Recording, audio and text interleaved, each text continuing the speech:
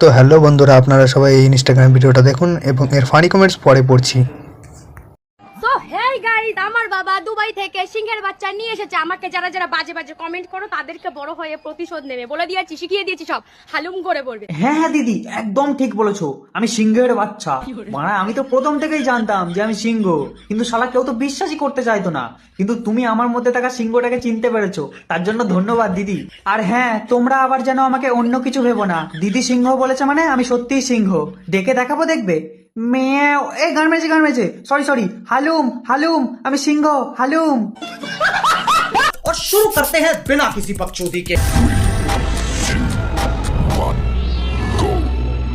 বেড়ালে বাচ্চা না না, এটা মনে সিংহের নতুন প্রজাতি।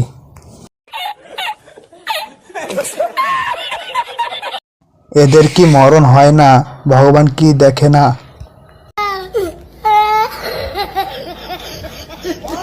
দিদি, ওই সিংহের বাচ্চা তোমার পম না খেয়ে নেয়।